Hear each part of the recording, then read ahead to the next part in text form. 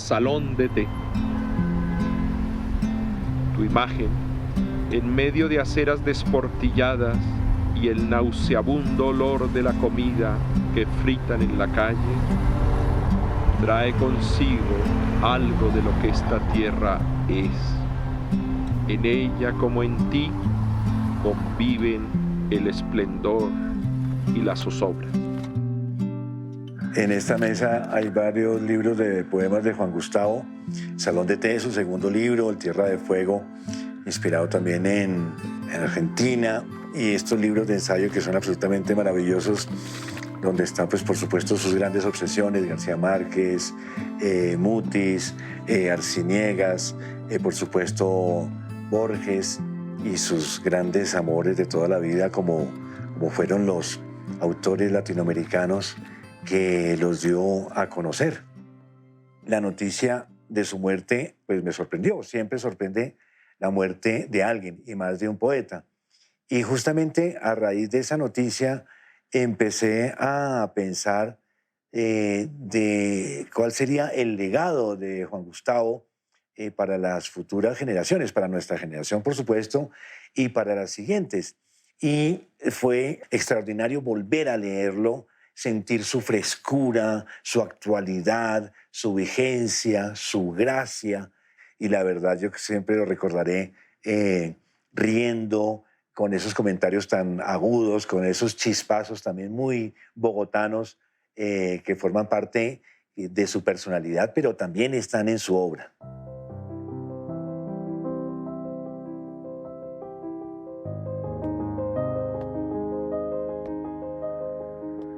¿Qué ha habido? Bien, ¿tú qué tal? Qué alegría verte. Bueno, estás en tu casa. Muchísimas gracias. Bienvenido. Sí, gracias. Yo conocí a Juan Gustavo cuando estaba de librero en la librería Bujos, que quedaba en la avenida Jiménez. Imagínese, para una persona como él, que era un lector infatigable, tener una librería a su disposición es como entregarle a un gato el manejo de una quesería. Juan Gustavo era una persona que inspiraba alegría por sí mismo, su sola figura bonachona, grandote. Sí, era como un niño grande. Era un niño grande y además ejercía de niño cierto tipo de afinidades. Por ejemplo, las preocupaciones gastronómicas de él eran uno de sus sellos distintivos. Sí, pero era un personaje, y además la risa, ¿no? Él estallaba en una carcajada con el gracejo. Una de las aficiones también de Juan Gustavo era la pintura. Iban al Prado. Ese es un buen tema porque había dos cosas que Cobo le fascinaban, más que las antologías de los libros y sus propios libros de poesía, que era hacer los textos de los catálogos de pintura. Para él, los prólogos y los textos de los catálogos los disfrutaba muchísimo. Botero lo utilizó muchas veces para sus catálogos, y había pintores que decían que si no era Cobo el que hacía el catálogo, pues no querían hacer exposición. Y hizo unos catálogos preciosos. Y no sé si alguna vez visitaste su biblioteca. Pero por supuesto. Bueno, la biblioteca era un espectáculo porque él se inventó un sistema de clasificación. Entonces, ¿dónde están los clásicos de la Edad de Oro españoles? Están allí en la cocina. ¿Y por qué los tiene? No los he querido ascender. Entonces tenía en la sala la colección de Borges, a García Márquez lo tenía en la alcoba principal. Entonces él sabía dónde estaban todos sus libros según su localización en la casa. Una manera fascinante. A ver, esta biblioteca tan bella, tan ordenada, que es una envidia absoluta, donde Juan Gustavo sabía exactamente dónde estaba cada libro. Eso era impresionante. Este era su mundo, ¿no? Este era su mundo, y estos son todas las voces que él oía siempre. Juan Gustavo llega a Colcultura en el año 75, lo llama Gloria Sea, y es así que con ese fervor, porque no hay otra palabra para bautizarlo, de Juan Gustavo por los libros y por las ediciones, etcétera, transforman esa colección popular en esta cosa que todos recordaremos, todos los que vivimos esta época lo recordaremos. Son colecciones bonitas. Había una tipografía interior muy cuidada, muy bien interlineada. Estos libros se conservan perfectamente 50 años después. Entonces, sí, esto marcó una diferencia y fue una gran lección editorial, ¿eh? Porque además empezamos a descubrir un país. Es que Juan Gustavo con estas ediciones canonizó, es decir, introdujo en el canon de nuestra literatura todos estos nombres que estaban desperdigados por todas partes. Sí. Hicimos una antología de la selección Samper Ortega de 10 tomos preciosamente editados que los presentamos precisamente en la Biblioteca Nacional. Pero Cobo se asistió al homenaje. Él estuvo en el homenaje que le hicimos a su vida y obra con el profesor Federico Díaz Granados, en la cual se tomó como distintas facetas de su vida, el Cobo poeta, el Cobo gestor cultural. Realmente él alcanzó a ir y disfrutó mucho de la presentación que se hizo. Oh, Ramón, José Luis, ¿cómo estás? Qué alegría verte. Lo mismo. ¿Cómo va todo? Aquí estamos, rindiéndole el homenaje a Juan Gustavo. Óyeme, José Luis, ¿y cuándo fue la última vez que viste a Juan Gustavo? Aquí, Biblioteca Nacional, el día de la exposición, la fiesta de la palabra. Fue la última vez que lo vi. Y me pareció muy grato porque fue en el templo que él tanto quiso. Él le fascinaba mucho leer, es decir, más que escribir. Le gustaba mucho leer. Él decía que él era primero un lector que un escritor, sí. Y también otra de sus obsesiones fue Borges. Indudablemente, con Borges. Yo pienso que también había cierta identidad personal, ¿no? Cuando uno escoge sus maestros, ¿no? Y él tenía a Borges, a Álvaro Mutis, había algún parecido por algo, ¿no? Entonces eso lo identificaba mucho. Borges tenía mucho sentido del humor. Mutis tenía mucho sentido del humor. Arciniegas tenía mucho sentido del humor. Era algo que los hermanaba mucho, ¿no? José Luis, estamos delante de una foto icónica. Cuéntanos un poco la historia que hay detrás de ella. Bueno, nosotros nos fuimos conociendo poco a poco. Juan Gustavo ya tenía en su cabeza esa manera de ser de gestor. Era el menor de todos, pero era como el líder de todos nosotros. Él nos pedía poemas, los publicaba en la revista Arco. Juan Gustavo dijo, nos piden que le pongamos un nombre al grupo. Estábamos en esa cuando Jaime Ferrán, a quien llegó a Bogotá y se le comentó esta idea, él dijo, es que yo vengo a buscar la tumba de Gonzalo Jiménez de Quesado y está sin nombre. Entonces yo creo que esta es una generación sin nombre. Después de esta foto, digamos, ya empezaron todos a tener sus primeros libros. Sí.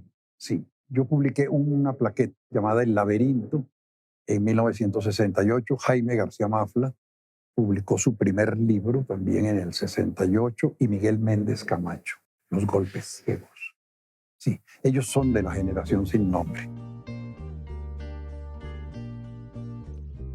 Primero que todo, me siento muy honrado de que se pueda ver el conjunto de proyectos editoriales y que ellos hablen con generosidad de las colecciones que se hicieron en diversos gobiernos. Y son como compilaciones del pensamiento colombiano en todos sus órdenes. Cuando publicamos Que viva la música, de Andrés Caicedo,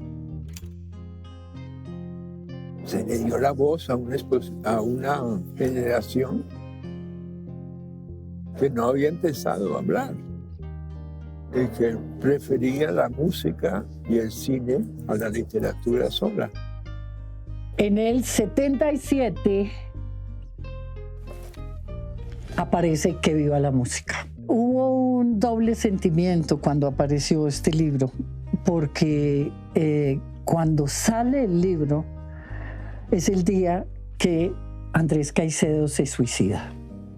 Ya en ese momento existía la librería Alegría de Leer, sí, y empezamos a ver colas y colas y colas de gente.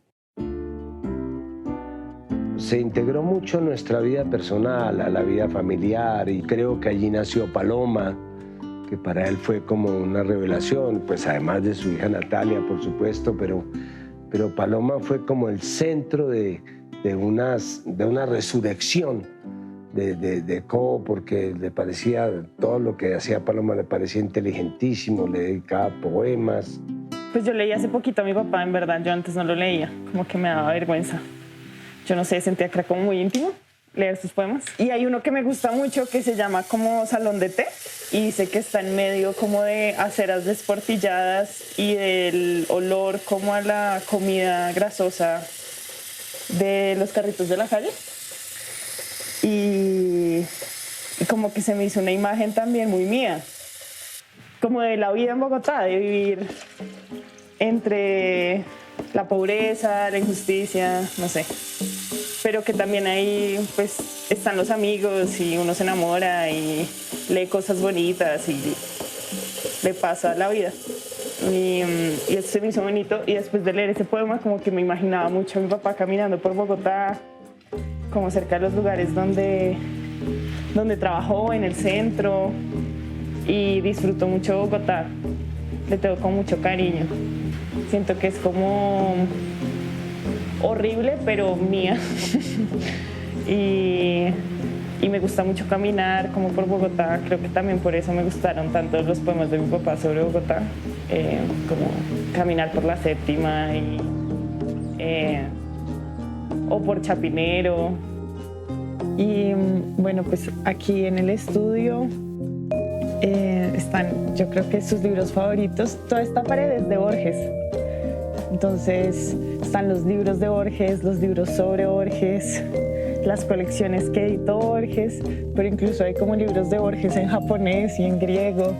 ¿No sientes que esta es finalmente como este cuento de Cortázar, como la casa tomada, ¿no es cierto? Sí, la biblioteca fue tal cual una casa tomada. Mis papás vivían acá, en la biblioteca, antes de que yo naciera, y los libros, mi mamá lo escribe como que realmente comenzaron a invadir todas las superficies planas del apartamento. Entonces la cama, las mesas, las sillas, que para sentarse había que correr un bulto de libros y volverlo a poner a levantarse.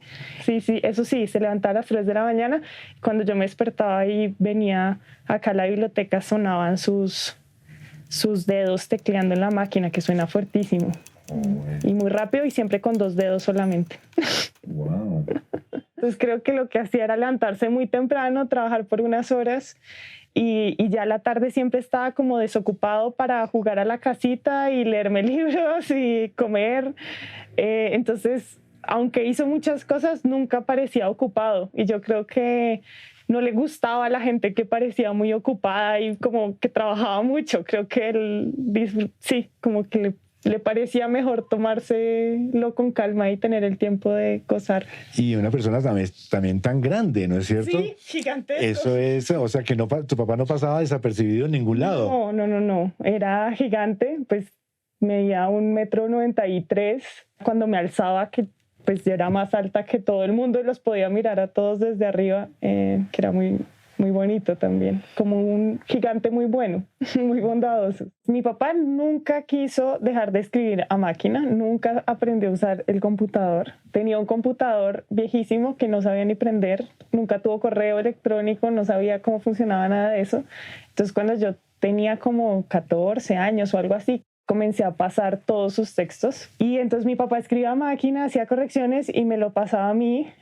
Yo lo transcribía en el computador, se lo imprimía, él lo corregía también a mano y después se lo volvía a transcribir y se lo volvía a imprimir, porque eso sí, solo le gustaban las cosas impresas, le gustaba el papel, entonces tenía que tener la última versión también impresa para guardarla. Sí.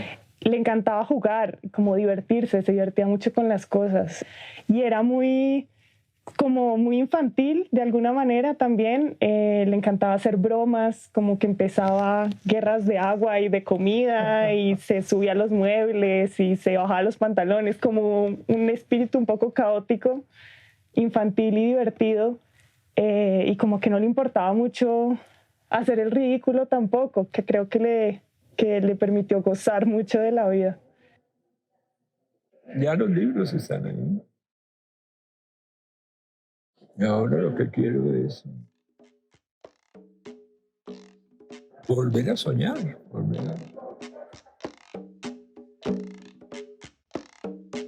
Eso es lo que me gusta, volver a soñar. Yo quisiera recordar al Juan Gustavo persona. Me parece que el recuerdo que uno debe tener de los amigos no debe ser un recuerdo fúnebre, lamentarse por su partida, sino recordar momentos como este. Yo lo voy a recordar como ese hombre grandotote que zanjaba la discusión más profunda con una carcajada, con su cara de pícaro, que siempre como que se le encendían los ojos. Lo voy a recordar como era, como un amigo. Música sagrada.